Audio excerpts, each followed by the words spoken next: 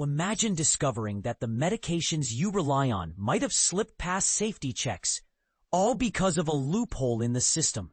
This is the alarming reality that 2 U.S. senators are now exposing, demanding answers from the Food and Drug Administration, FDA, about foreign drug makers bypassing import bans meant to protect Americans.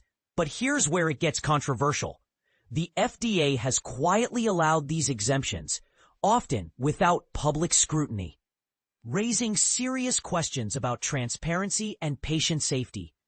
ProPublica, a nonprofit investigative newsroom, recently uncovered how the FDA granted special passes to foreign manufacturers with troubling quality issues, enabling them to ship medications to the U.S. despite previous bans. These exemptions, according to senators, not only undermine U.S. safety standards, but also put Americans' health at risk. And this is the part most people miss. Since 2013, over 20 foreign factories, including a Sun Pharma plant in India with a history of contamination risks, have received such exemptions, allowing more than 150 drugs, from antibiotics to chemotherapy treatments, into the U.S. market. The FDA justified these exemptions as a way to prevent medication shortages, but the process was largely hidden from doctors, patients, and even lawmakers.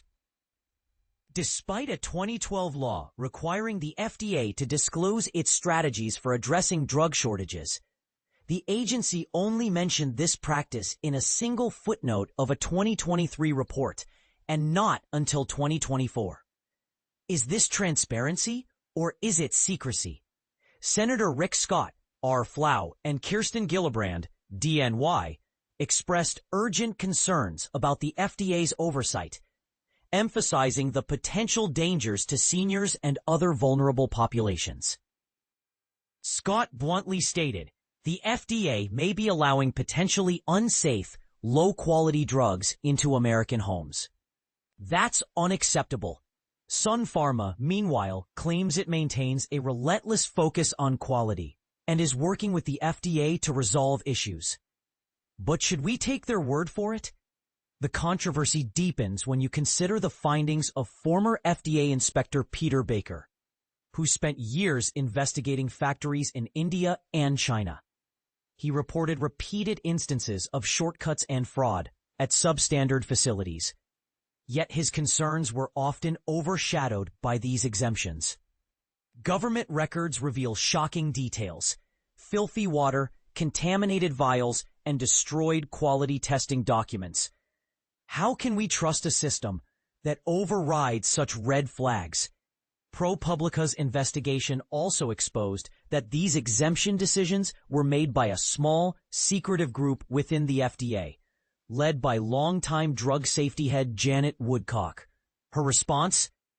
We felt we didn't have to make it a public thing. But is patient safety a matter for backroom decisions?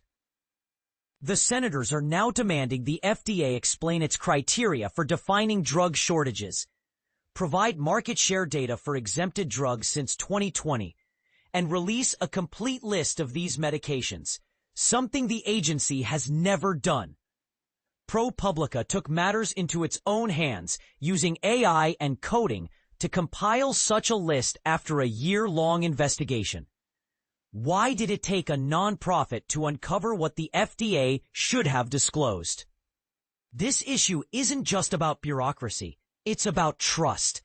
As Representative Chris DeLuzio put it, we need a government that refuses to roll the dice on our health. But here's the bigger question. Are we prioritizing corporate convenience over public safety? Share your thoughts in the comments. Do you think the FDA's exemptions are a necessary evil or a dangerous compromise? The conversation starts now.